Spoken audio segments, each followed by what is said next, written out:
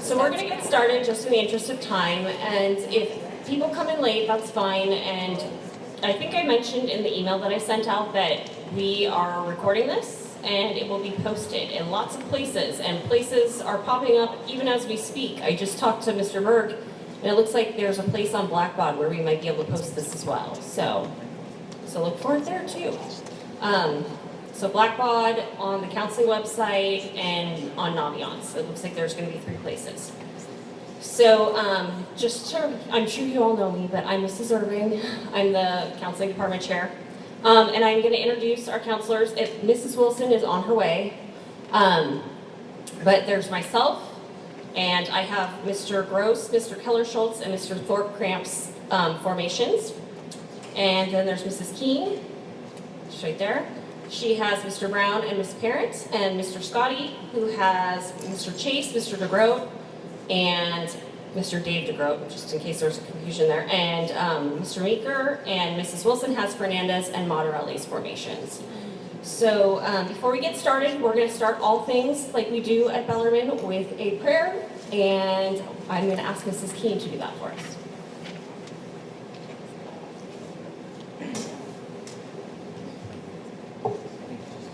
Shorter.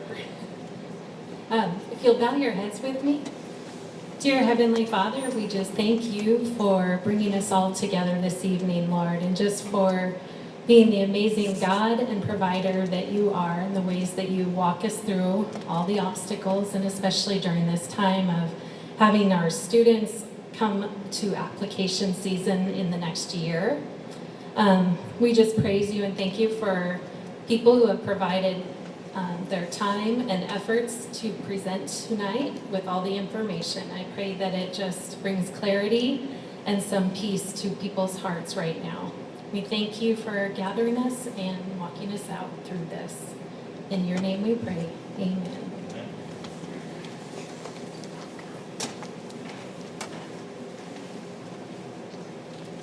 Okay, so before we start, I just want to take a minute to introduce Claire Silva. She is the Associate Director of Admissions from Gonzaga University, and she's here to talk to us tonight. Claire is amazing. Like, I can't tell you how amazing she is. She's always available.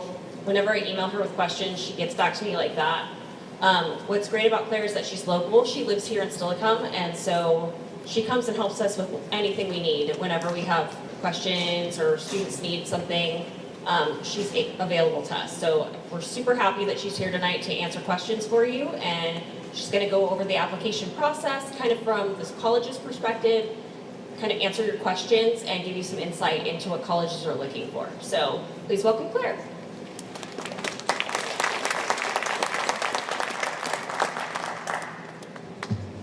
Thanks, Cameron. I'm much shorter. Never had that problem there.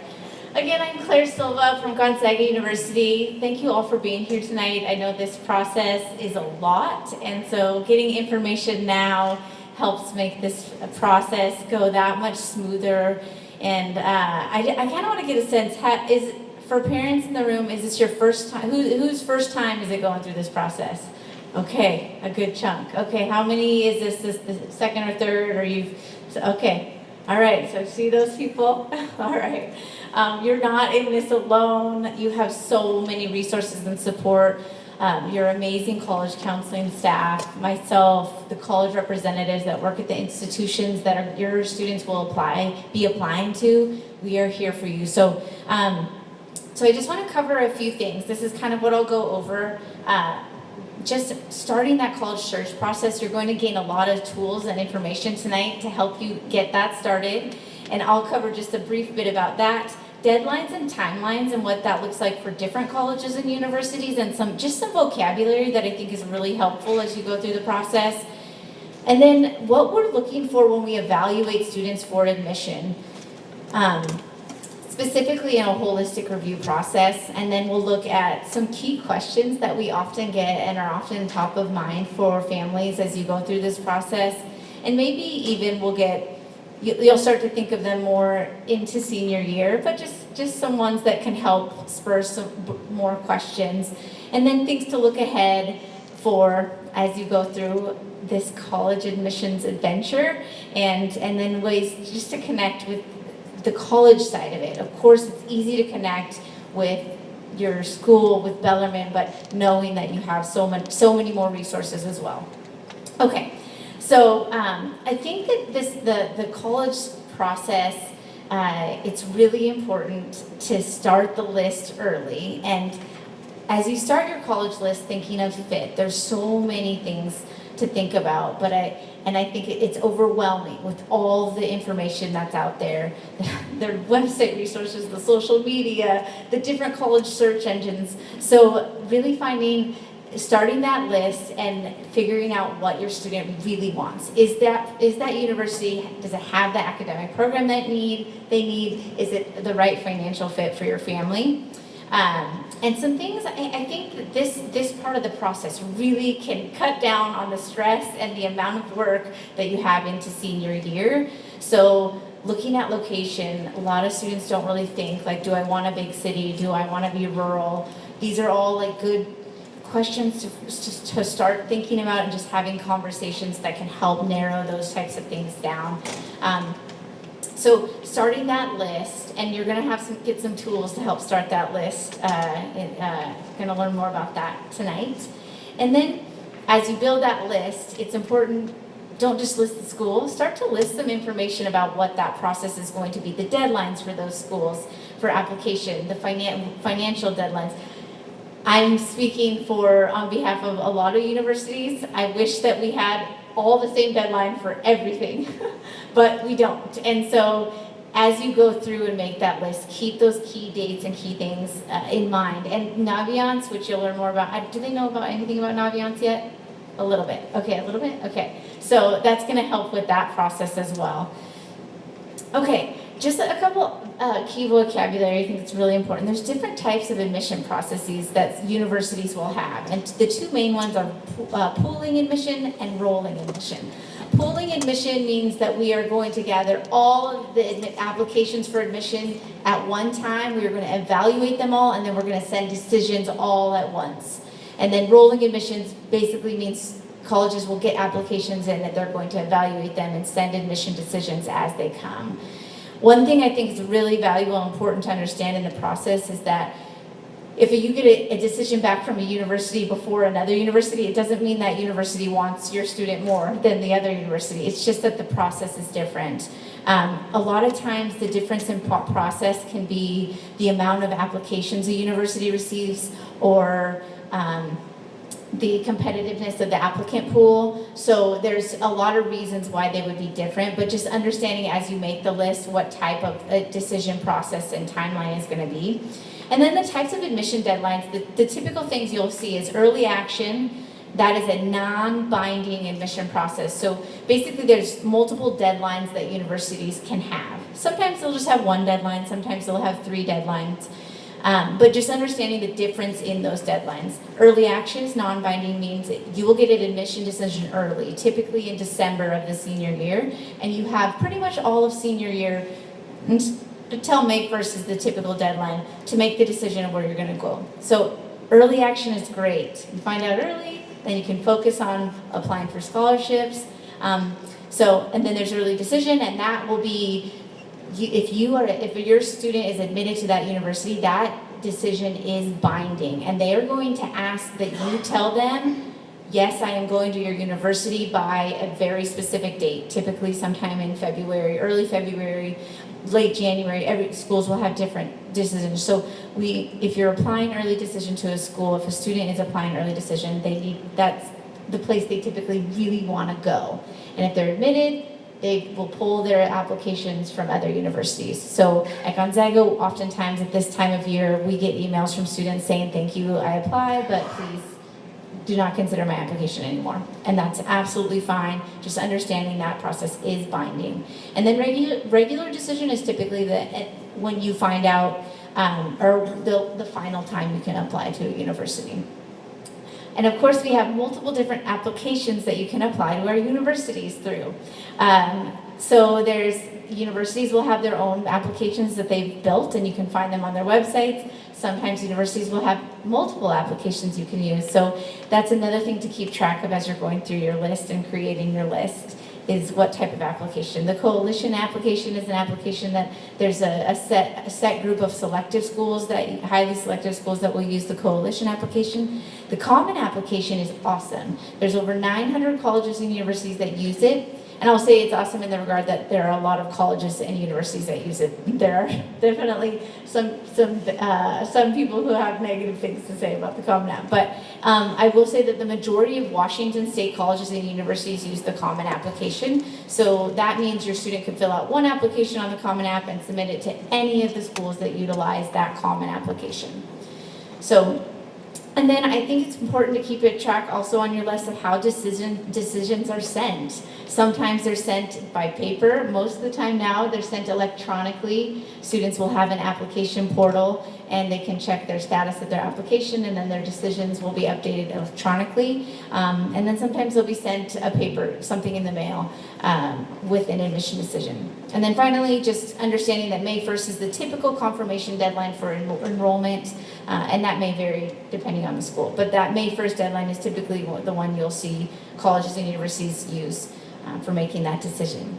Okay, I want to speak to the process of what we look for when we're evaluating students for admission.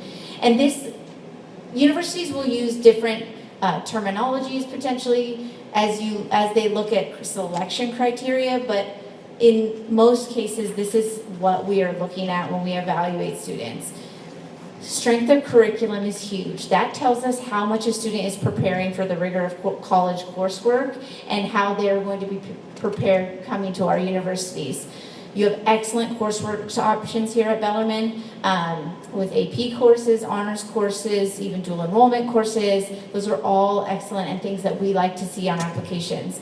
And I'll get more into curriculum as I go. We are looking at students' GPA and grade trends. We would prefer an upward or a steady grade trend compared to a downward grade trend. We're also looking at activities and honors and things students are involved in. I think that sometimes students get really caught up in this part of it too, like I don't have a sport, but I have this and I don't have that. There's no one size fits all answer, and we really are looking for students who are doing multiple different things and passionate about different things, and they don't have to have be involved in every single little thing to be admitted to college.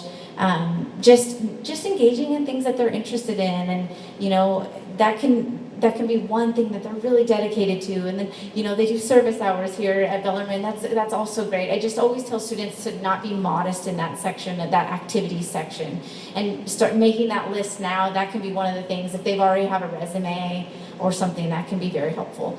Quality of writing, depending on the university students will apply to, may require writing, essay, short answers. It just depends on the university that's applying to. For us, one of the things that we look at is the overall quality of writing within the application. When students are applying to so many universities, it can get challenging to stay really clean with writing. And some students will forget to capitalize names of their parents. You'd be surprised. So as students go through the application, just keeping in mind that we care. We're reading those applications, and that shows that they care. Character is another thing that we look at. Some schools require recommendations and letters of recommendations, and others don't. But there's two forms that we look at that help us look at character, and what type of student is your student in their school and community, and what will they be in our community. And then test scores. This depends on the university as well. I'm going to go to the next slide to talk about SAT and ACT. Some schools do require it, some are test optional, some are test blind, meaning, I'm going to go into that here on my next slide. So I don't want to take up too much time.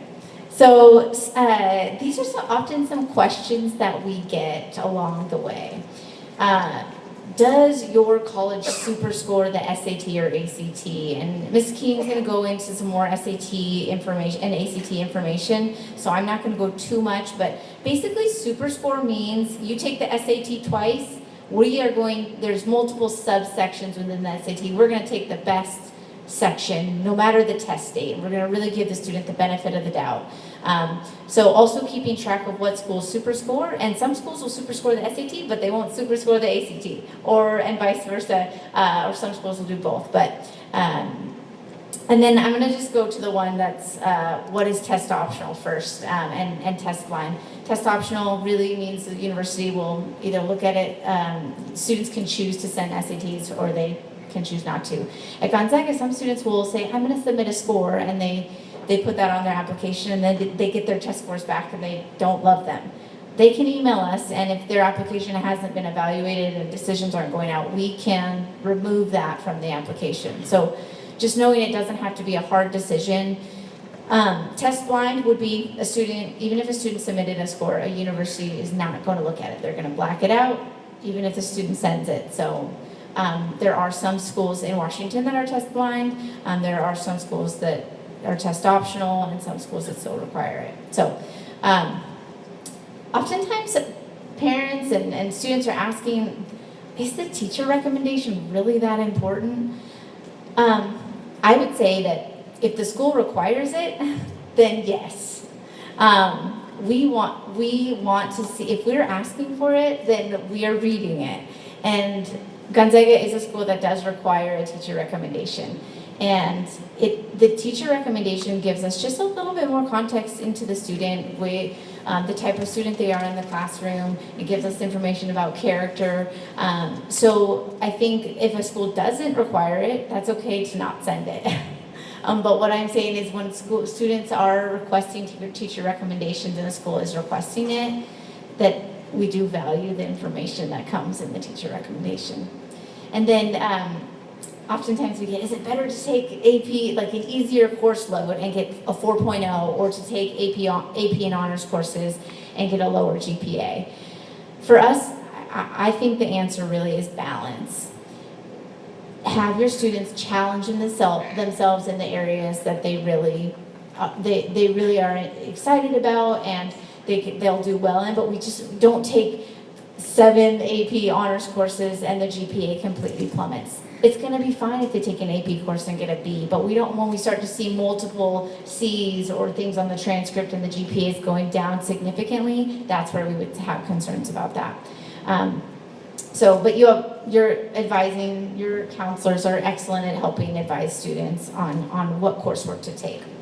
Looking ahead, this process, like I mentioned, is stressful, and really looking at the joys of this and the adventures that are going to come in college, and really trying to keep that in perspective as you go through this. And sometimes that's hard, but I always like to say that we like to say yes more than we say no. If you look at acceptance rates throughout the country, the average is between 65 and 70% of acceptance. Gonzaga's acceptance rate is around 68%. So again, we like to say yes more than we like to say no. And so just keeping that in mind, there's a small percentage of universities in the country that are highly selective, and it's not all like that. It doesn't always have to be I'm not going to get in there. Just knowing that there's amazing universities out there that are really quality places to go to school, and are maybe not as selective as you think,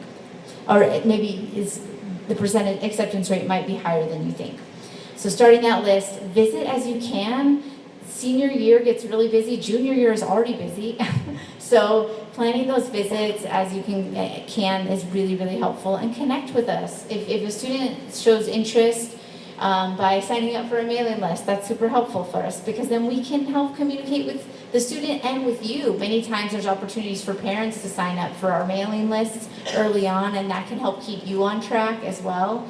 So just knowing that those are opportunities that you can do now, going to colleges that they've expressed interest in, signing up on the website and getting information. And then I always like to say start apps in the summer if you can. The Common App opens up August 1st, and so that's a really great time to just start chipping away at it. Okay, we're in this together. I read all the Bellarmine applications for Gonzaga University. That's the case at universities. Typically, there will be a college representative that reads the applications or connects with students and families from your schools, or have respective regions and territories. So please reach out. My card is over there. If it's not about Gonzaga, that's okay. I'm happy to answer general questions as well, but I think that's all the time I should take. I think I took too much, sorry. Okay, all right, have a good evening. I'll be here if you have questions afterwards.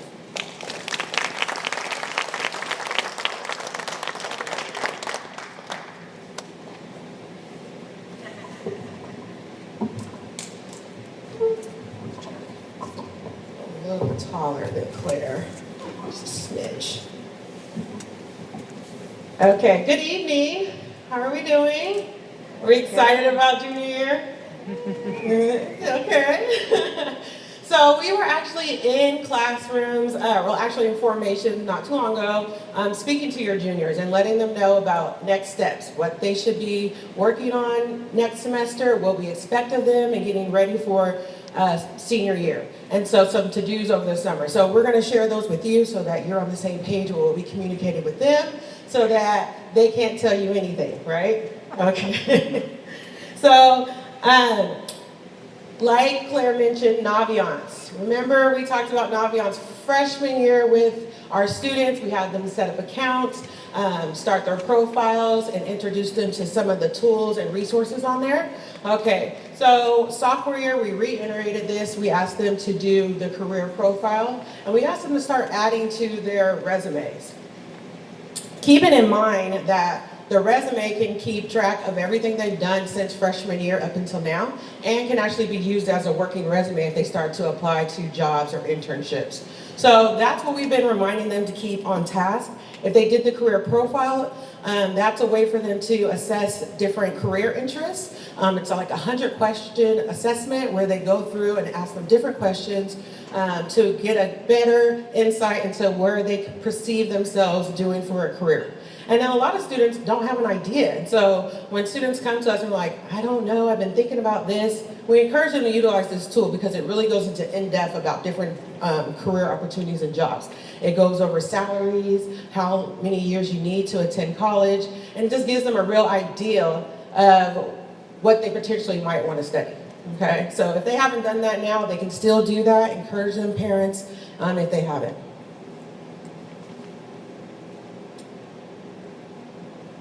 And so moving into second semester, we are having them start to work on, we're going to start meeting with all our juniors this semester, and we'll be doing our 20, 30-minute meeting with them and going over this process in depth individually. And so we're going to be communicating to them the 3 things they need to be working on over the spring. Their college to-do list, okay, this is also available on Naviance. They're going to just start adding to the colleges that they are interested in. This college to-do list is really going to be helpful in keeping them organized and on task, really identifying what schools they want to start applying to, and really making a plan for coming into senior year because, as we know, it's really fast and furious. Applications, if they're applying early action, start November 1. For some schools, October 15th that we're seeing. So it's like start school, boom, college apps, okay? So we really want them to take the time and start developing a list over the summer so that they're prepared and they have an idea of where they want to apply. We have a student's responsibilities form on there. That just covers what the student is responsible for versus what we help them do. So we send transcripts, they do not, but they complete all applications and then complete like essays and fees. And so it just kind of details what their responsibilities are as a student. And then their final list. So we have an application plan that we have on Naviance that students are encouraged to complete. It is a requirement in order for them to do their senior meeting with us. And so that application plan is going to break down their college list. It has room for 9 schools. If they're applying to more than 9 schools, then they would just do a second form. And it's going to outline all the requirements, what the deadlines are, how many essays the schools require, if they require teacher letters, and like Claire touched on, if the school requires letters, then we're going to have them send them, okay? Most of your schools are going to require 1 to 2 teacher letters and a counselor letter, but this varies. So a trend we're starting to see, especially with like UCs, they don't want any teacher letters or a counselor letter. Okay, it's all on the student to self-report, complete the application, and then if they're admitted, we send a transcript at that point. So it's going to be a lot of differences between the schools based on where they're applying, based on if they're East Coast or West Coast school. And so we want them to do that work and start making a plan and see what each requirement is for each school, because it's going to be different. And so they need to have a game plan for that, okay? And we really want them to consider balance. We support the student, so I can tell you right now I have a senior who applied to 4 schools, but I also have a senior who applied to 24 schools.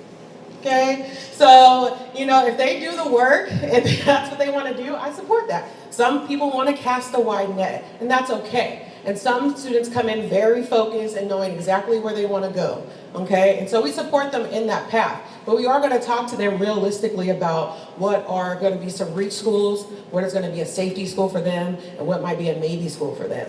And this is just going to be based on the statistics, based on what they're doing as a student, GPA-wise, extracurriculars, and what that school is looking for, especially your highly selective schools, okay? Student can be outstanding across the board, but if the school is only accepting 5%, it's gonna be a toss-up either way, okay? So we want to prepare them for that reality, okay? Even if it is their dream school, okay? And then we'll also encourage students, we'll tell you now, to have an in-state school, okay? We want them to throw like a wide net across the country, but we also want them to have a nice backup if, for instance, COVID happens, a pandemic happens, and then they have to stay home, okay? At least they have an option in state where they know if something happens and they need to stay home, they can have an option here, okay?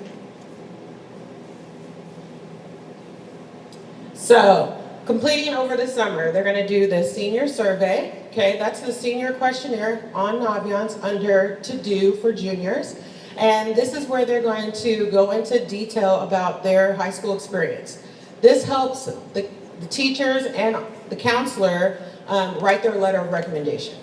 Okay, it's going to go into more in-depth view from the student's perspective of what was important to them.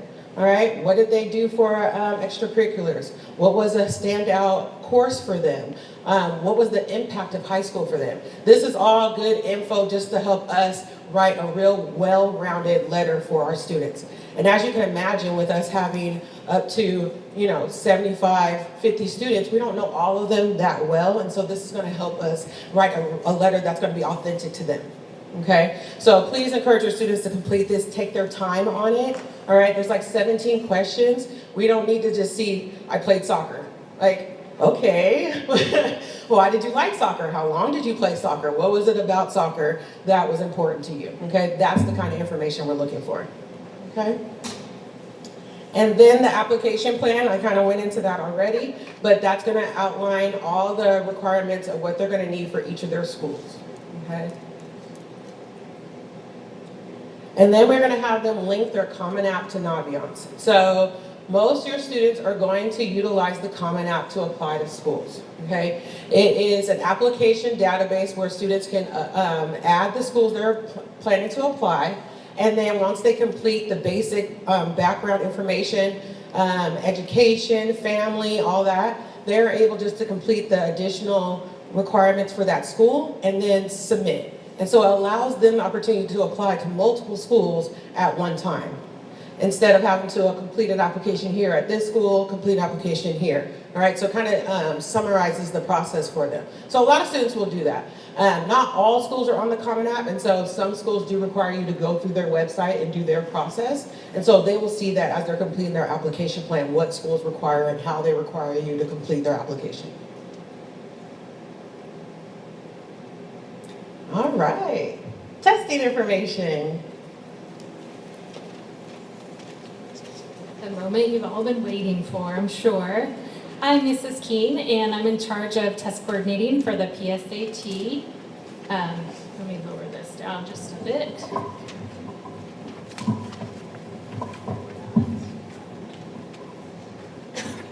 Okay, as well as the entrance exam and the AP testing that'll come in May. So you might see emails from me periodically, even if you have a student that is not in my group.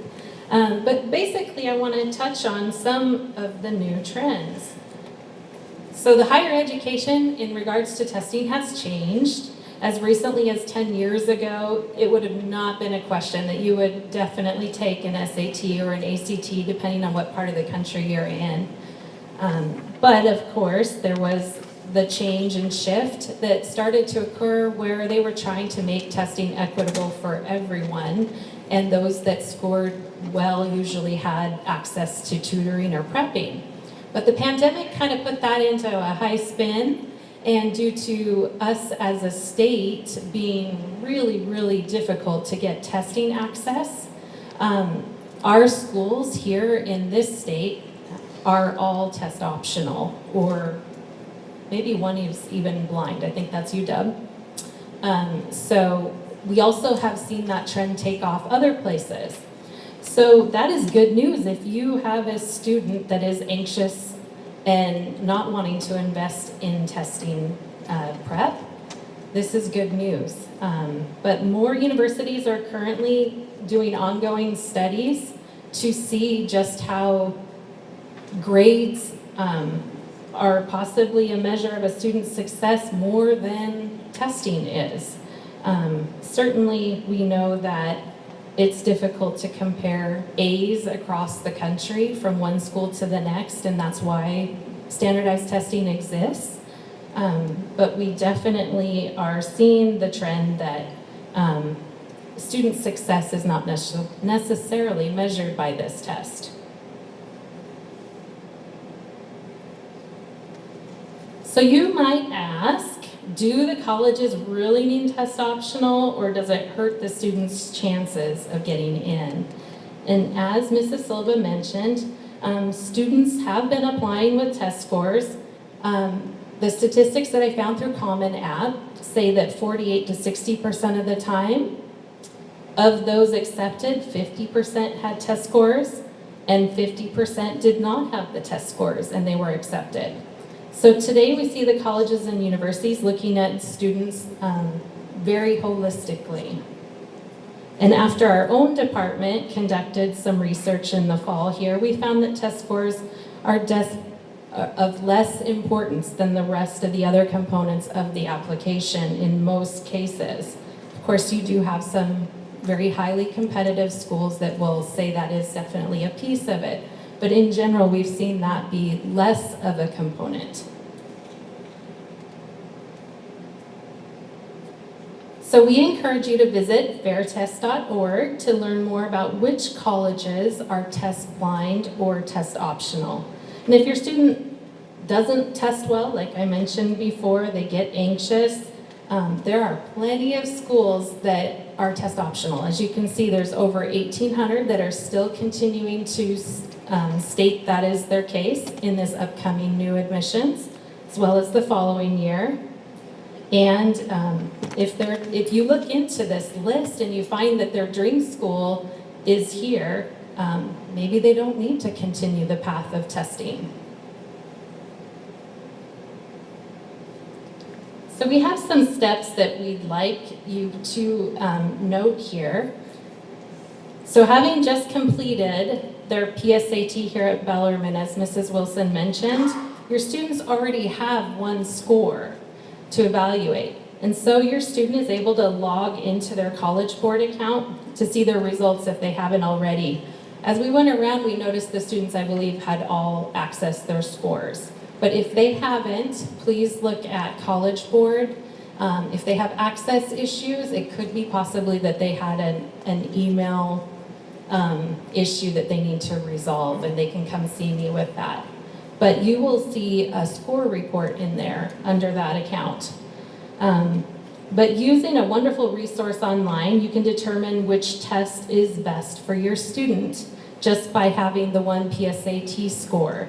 That is a concordance tool that's you can visit at compassprep.com. And there's one of the papers in your packet that we've included that says Understanding the PSAT. It will be mentioned in there. There's a lot of details on testing on that page for you to reference. So you can compare. It'll basically give you, if you were to take the ACT, what your score possibly would be, and it'll also tell you if it recommends that you try the ACT. We know students tend to do 25% better on one test than the other, so perhaps it's the way the questions are asked or the way the scoring concludes on either test. There is typically one that they will do significantly better on. So that's why we encourage them to try both. Then you can plan and study Generally, we recommend about a month of studying in preparation for the test they want to take to score higher on for the second time. You want to make sure that that is no later than October of their senior year because of the time frame it'll take to get their results back before applications are due. So it's usually, as all previously mentioned, in the spring of their junior year that they'll want to make sure they get in testing.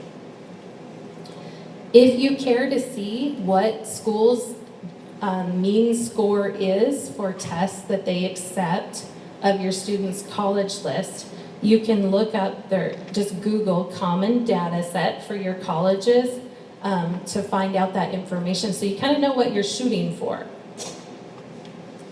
And then make sure you plan in advance for the test registration because they will typically have you register for a test 5 to 6 weeks in advance of the sitting.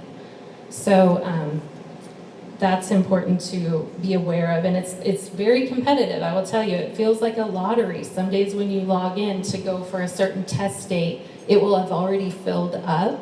So I encourage you to think about this weeks in advance. Let's see, and then generally just to mention here, if you're wondering, how long does it take for us to get the scores back? And I will tell you that it could be anywhere from 2 weeks to 6 weeks, and you'll just have to log into those websites periodically to see if the results are in, because that'll be the soonest you will be notified of a score. And then, of course, take into account if your student is going to apply early decision or early action. That date, typically, like mentioned earlier, they do vary, but generally it's October into November. So you want to make sure that your test date falls prior to that. We will offer another PSAT and SAT opportunity in the fall of October next year. So if your student doesn't have an early test date, early deadline, then that test date may work for you, but otherwise be very conscious of that time frame. Oops.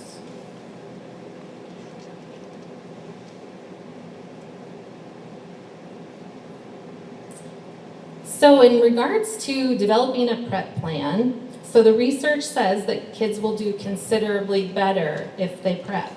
So to gain a realistic expectation, the estimated increase is about 100 to 300 points on an SAT. It's approximately 2 to 3 points on an ACT test. So we have returned their PSAT test booklet to them so they can see firsthand which questions they answered right or wrong. If they want to improve their score for the SAT. So for starters, on College Board website, the students' results can be linked with the Khan Academy to begin focusing on the areas that they need to strengthen. It's not super in-depth, but that is free and one opportunity. You can self-study. There's obviously multiple ways you can go about. For every type of learner, there is a test prep or tutor program. Also, for your reference, we've included a resource page in your packet of those test prep companies. So you can reference those. It's not exhaustive by any means, but it certainly is one that we've had lots of success with the various companies for the students. Also, I would mention, there's quite a plethora of prices that you can pay for tutoring. So if testing is something that you want to invest a little bit in, but not a lot, the biggest bang for your buck, I would say, is Tutors Across America. And I've invited them back to come help us out March 17th through the 19th. That's also included in your packet on the Understand the PSAT there. We have asked them to cover both ACT and SAT. So that will give 18 hours of tips, tricks, insider information to help them get to the next level for both of those tests. They'll also have the opportunity to experience testing conditions and take both of those tests. They're actual tests, but half the test, if that makes sense. So their test results will not be considered valid for the colleges, but something to expose them. So it's an 18-hour boot camp. It's $199. But if this is a problem for your family, please let me know, because they will absolutely scholarship your student in, because we want everyone to have access. Okay? So understanding your PSAT scores is generally pretty easy. If you see the report, there will be a scale for each data set they'll give you. It's pretty easy to read, but there's a video on College Board's website if you need help deciphering it more specifically. But if you are a data fan, I want to share our Bellarmine statistics with you. Up there you'll see the mean Bellarmine score was 1081. You will also see that broken down for the reading, writing, as well as the math scores. The national average is obviously lower, but in general, there's been a trend where students' scores have declined this year. So if you're asking the question of, well, how well did my student do looking at their score, it really is tough to give one solid answer. It's not black and white. It depends on where your student's going to go to college as to how high that score needs to be. But you can definitely consider that if your English reading and writing score or your math scores, individually, looking at them, if you have a score that's in the 700s, it's excellent, okay? 600s, they're above average. 500s, it's average. And then 400s definitely needs to strengthen and improve. There's always room for growth, right? So one of the big benefits of the testing through the PSAT is the National Merit Scholarship, and it's an academic competition that our juniors could be eligible for to get commended or earn scholarships. So the winners are determined in this competition by taking their index score on the PSAT.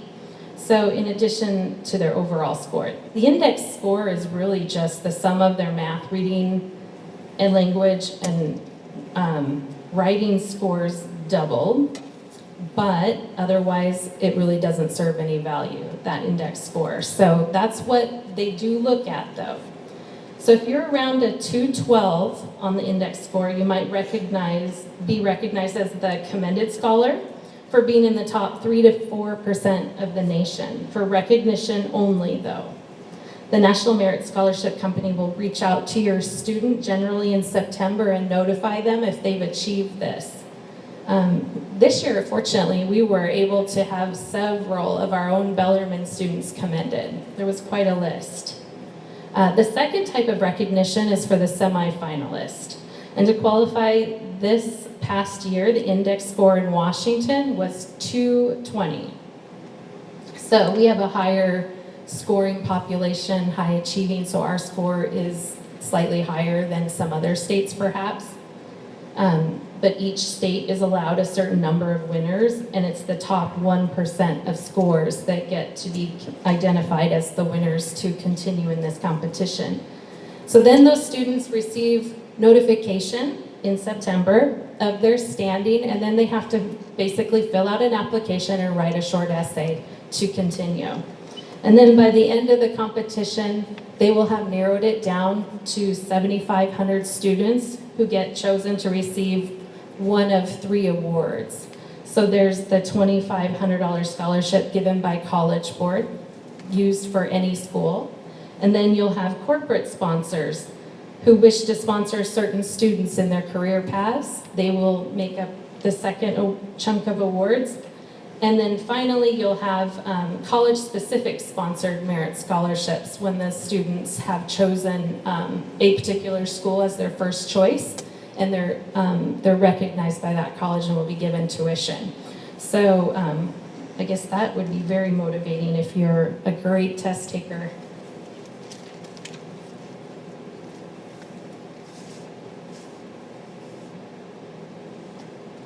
So remember, just a few things here. It's important to note, you can retake the SAT and ACT multiple times. However, I want to point out that a dozen times is too many. So they're usually going to see the student plateau after 3 or 4. The reason that you may want to take it multiple times is because that we see super scores come out of that. You have to have at least 2 settings to create a super score, as Mrs. Silva covered already. So the institutions that receive the super scores, who will accept them,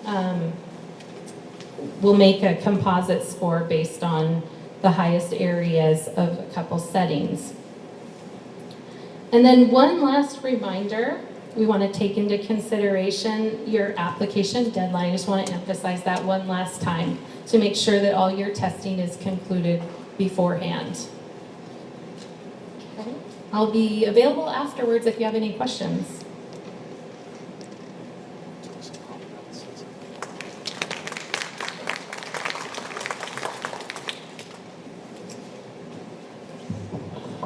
Well, mine will be fast. So, well, I want to share something. So, I apologize if I have to take my glasses on and off. I broke them. And yeah, don't feel sorry for me. What was interesting is I felt really good about taping them up. And then I put them on, and then I was excited, and then I thought, I just turned into my dad. Maybe I am my dad. Speaking of dads, how about dads and moms visiting college campuses? Right? So this is spring break is a great time to visit college campuses and see what's available. I think we talk about how juniors now, you can call, you can make appointments, maybe with admissions, or a lot of students are visiting campuses if they're interested in the activities they want to join, playing sports too, especially if they're NCAA Division I or II or III, even NAI schools visiting athletics program. So we have 3-day weekends that come up. Those are a good time to do it. We've had juniors already do that. I've talked to some parents that have already went and looked at schools, especially California schools. I've noticed that they like the sun. Around 100 colleges have come here to visit Bellarmine in the fall. And often, as Claire's mentioned, they're reading the applications and they're part of that process. So I think that's important. If students are looking, I think we always encourage students to come and visit and get to know their admissions counselor. I mean, they are looking at the applications. I think it's really important to have that relationship too. As Cameron mentioned, Claire is exceptional about returning emails and being present, and we have we have other events here that other counselors come to. So it's really important. I always encourage that, talk to them, reach out to them, email them. So if they're interested, definitely keep in contact with those counselors. So if your student does attend during the day, they can sign up by checking their Naviance and putting their name in. It's not hard. I've had a lot of students that kind of get confused. What do I do? They do have to get a note to be excused, but it's pretty easy. You just sign up, and it takes like five seconds, and they're signed up for the college that comes to visit. And the college visits will be scheduled daily through the fall. So they're all on our monitor. There's no way they won't be able to see it. So I think it's important to just make sure that they're on top of that. So the college fair, so the NACAC, which is the National Association of College Admissions Counselors, keep doing this, I don't know if you guys can hear me. So this is the link here, and I'm not gonna just push the button so we can see it, but just know that this is gonna be available. And if you see this, this is a direct link. So you can go on this, and it has in-person fairs. None of them are in Seattle, as far as I can see. I think the closest one is Vancouver, BC, if you want to go up there. But the virtual ones, you have to scroll down. If you go to the main website, you'll kind of have to search on the bottom, and it says, do you sign up for a virtual fair? This is a link that goes directly to it. There's 3, by the way. There's 3 virtual fairs. So, and again, one's in February. I want to say there's 2 more in the springtime. And that'd be a good way, I'm assuming it's going to be through Zoom. That's going to be a good way to see that. Okay, so that's a direct link. The other 2 that we have here, one's going to be the JET Tour. That's the Jesuit Excellence Tour. Gonzaga will be one of the schools here. I think there's about 28 total, but we won't have that many here, really. About 20. Okay, so they will come here. They have a booth for all the students to visit. I really encourage the students to take that, even if they're not interested in going to any of those schools. I think it's really important that they, meet with admissions counselors, talk to them, get their, what they call it, their, what's the slang for that? Well, brochures, but what do you call it, something? Swag! I couldn't think, sorry. I think it's important because they get some conversation about the schools, even the locations and where they're at, the background. The website's really terrific. It tells a little something about each school. So, I mean, I don't think everybody knows every single school and, their history, but I think it's interesting if they can come and, that's part of this tradition with the Jesuit schools. We're very privileged to have that and to have that connection with them. So I just encourage that. I think that's a great thing that we have here. The last one is the admissions arrow. ARROW stands for the Association for Regional Representatives of Oregon and Washington. They're going to be here around that same time, but a number of schools will be here. Last time we had in this area here was fantastic. Students come in, again, any type of opportunity. I think it's great that students can talk to college admissions counselors and just get a feel for what that school's all about. Even if it's comparing what they have, what's available. Maybe if they're going to be playing a sport, they'll get to know a little bit about that school. Okay? Is that everything?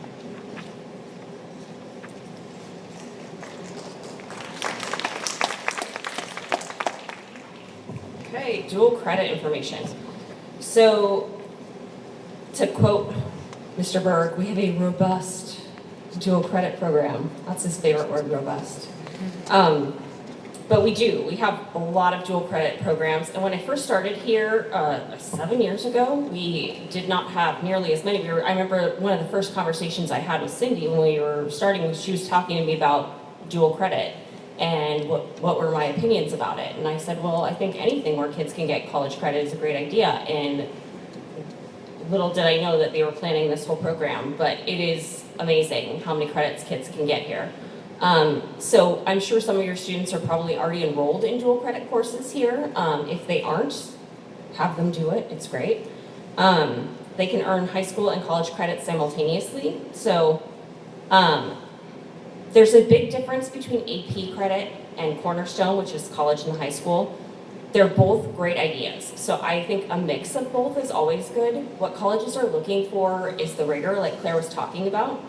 And when students take honors classes and AP classes and dual enrollment classes, those look great on a transcript to colleges, right? When they're applying, colleges see that. They're seeing that students are taking those rigorous classes. But how is it going to pay off once they get into college? That's where the difference lies.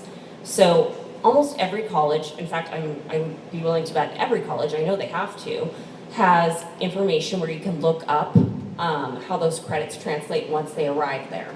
So students will come into my classroom, oftentimes when they're juniors, but usually when they're seniors, and they'll ask me, Mrs. Irving, I'm taking these AP classes, but I'm also taking honors classes, and I took these AP classes last year, and I took these dual enrollment classes.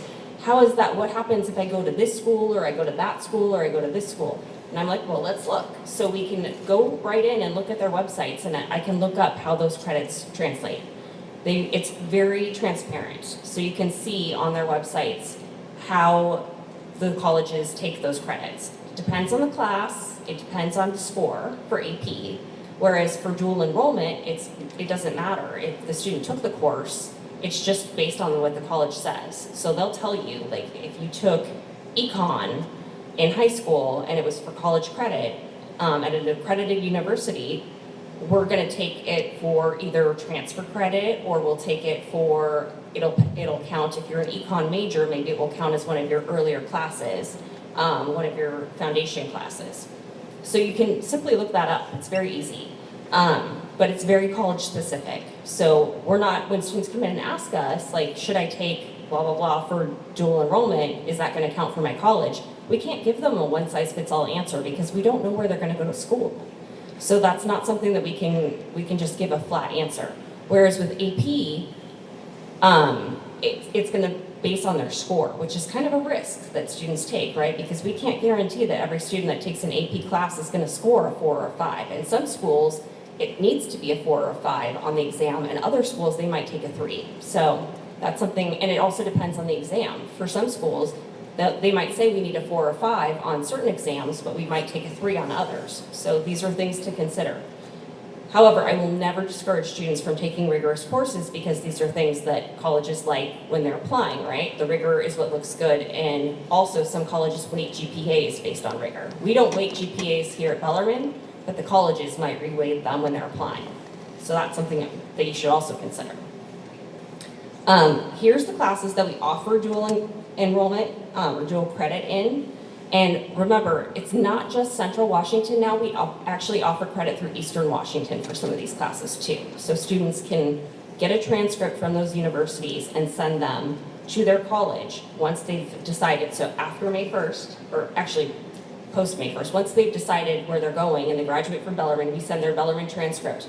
But then they will have to reach out to their college, Central or Eastern, and have that transcript sent to their university that they're attending, and then that university will say, oh, okay, we're going to look at these credits and we're going to apply them how we choose. So these are the classes, you can see them here listed, and we're adding more all the time. We have teachers that are constantly working to get certified so that they can teach these courses. There's going to be more coming next year, so it's a great opportunity. You should look at it. It costs about $55, I believe, per class. That's nothing compared to, I don't even know how much a college class costs now. I know it was like $600 or per credit hour when I was in college, and I know that it's way more than that now. So just do it. It's a great opportunity. There's more information at this website here, but it's also linked on our webpage. There's a whole page dedicated to dual credit. So I'm going to go over some additional opportunities for scholarships. We have a scholarship page listed on our Naviance page. I encourage you to consistently go back and look at that, especially now that it's springtime, because some scholarships are not just for seniors, they start junior year, so start looking at those. But just to get ahead of the game, some things that scholarships are given for. So activities, things that you want your kids to be involved in, student senate and student activities. Kids that are involved in lots of things. Go ahead and take a picture of this. I see the camera's coming up. Student senate, student activities, clubs. We have an example. These are just examples. I'm not saying if your student is in sustainability club that there's a scholarship for that. Don't get excited yet. But these are examples of things that they should be involved in. Model UN, ministry opportunities. The more involved your student is, the better it looks on scholarships, because that's one of the things that schools are looking for. One thing I will mention, not just for scholarship opportunities, but also for admissions, colleges are becoming more and more interested in students that do volunteer work. I don't think this is a new trend. I think this was something that's always been there, but I do think that now that admissions are becoming more holistic, colleges are looking, like Claire said, more at students' character. And we're noticing that some of the more selective schools are paying closer attention to what students are doing for their volunteer work. Like, we require our students to do 30 hours of volunteering, and I encourage my students to do way, way more than that. And if they start their own kind of service project, that's even better. Special programs that students are involved in, so there's lots of these, we list those on Naviance's enrichment programs. So between the summer after sophomore year, all the way through, I have some students that have done 3 or 4 of these. That's a lot to give up your summer for an academic program. But maybe 2 would be good, maybe 1. They're also quite expensive, so it just depends, but lots of them have scholarship opportunities as well. And I listed some of these are local educational summer programs, but there are some that are all over the place. So keep looking at them. And we send out emails to students telling them if we find something that's specific to those students, but I do remind students to keep looking because I'm updating these all the time. So it's constantly being updated. There's so many of them on there. It would be impossible for me to email like every week and say, look at the scholarships, look at the scholarships, look at the summer opportunities. But it's a huge, if you go in there, you'll see there's hundreds of them. So have your kids take a peek at those. Okay, so how for senior year, when it comes time for that, how can your kids find scholarships? So if I find scholarships that are specific to a certain type of student, because I can search them by like type and GPA, we will email your children and tell them like, hey, you need to apply to this. This is specific to you. Some scholarships we have to nominate students for, and we will do that. So if your child is nominated for a scholarship, we'll notify them and tell them like, we want you to apply for this. The counseling department nominated you, or the scholarship committee nominated you. And in the spring, we have a award ceremony, an academic award ceremony, and there are scholarships that students are nominated by a scholarship committee. And so that's another opportunity. Like I said before, I keep beating it to death, but on Naviance, there's current and past scholarships that are listed and links to those. So if you see something that's not updated, click on it anyways. Chances are it might have been missed. You can go in there and look and see if maybe there is a website that I missed and it might be updated. But there are also 2 huge there's 3, I missed one on here.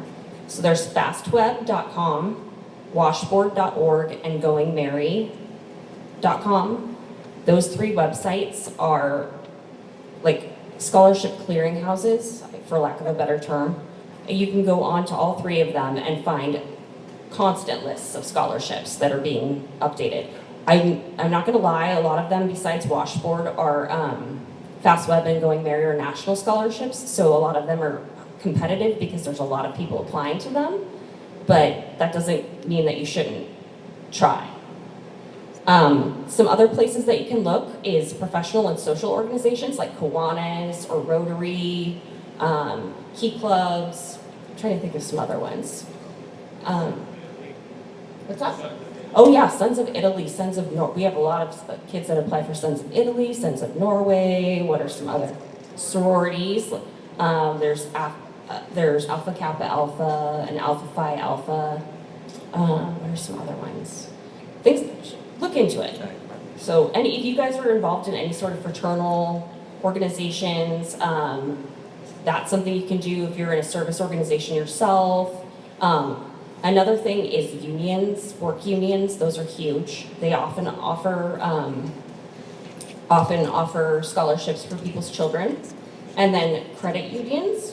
I know it sounds crazy, but it's true. Credit unions offer scholarships. And places of employment. So if you work for a large corporation, they may offer a scholarship. And even if you work for a smaller company, sometimes they offer scholarships for your kids.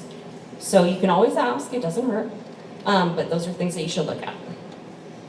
Okay, so Chris is going to come back up here and talk to you quickly about NC2A information.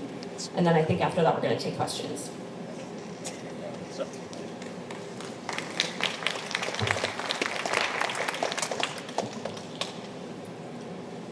So Well, Tawana mentioned soccer, so I have to just add, or since we're talking about NCAA, how about that World Cup?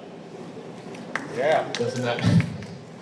I just can't imagine, like Tawana was saying that the kid, he couldn't look crazy. I just play soccer. It's like, can you imagine like Messi doing a questionnaire? Oh, I did this tournament and I won this award. I scored like 7 goals. It was just amazing. I think we were watching it here, and you should have seen some of the students. They really got into it.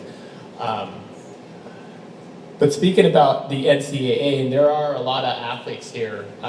If you don't already know, there's a lot of students that are thinking about, and all different sports. I have students that are gymnasts and sailing and rowing. So lots of students they're interested, and I guess I want to encourage again, if they are, to talk to us. There's lots of opportunity for that. I think as juniors, it's a good time to kind of get their name out there.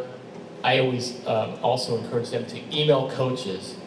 If it's something that you want to do and it's a dream to be involved in that, then reach out as much as you can. Now, they do have to, if we send out transcripts, we ask that they sign and their parents sign a release unless they're 18. They probably won't be 18. A lot of seniors would do that. They're 18, they could just sign it. But that they take that home. So we have the forms here. They can take those home, get them signed. I think I have a golfer. I think he's a sophomore. My goodness, he's looking to play right away, and he got his form in early. So just make sure they do that. That way we can get those transcripts out. We've had coaches reach out to us for that. So that's really important. And they can register. There's a fee now. I think the fee went up a little bit, but you can go on this website. It's the NCAA Eligibility Center. It's a little bit more, I think, for Division I.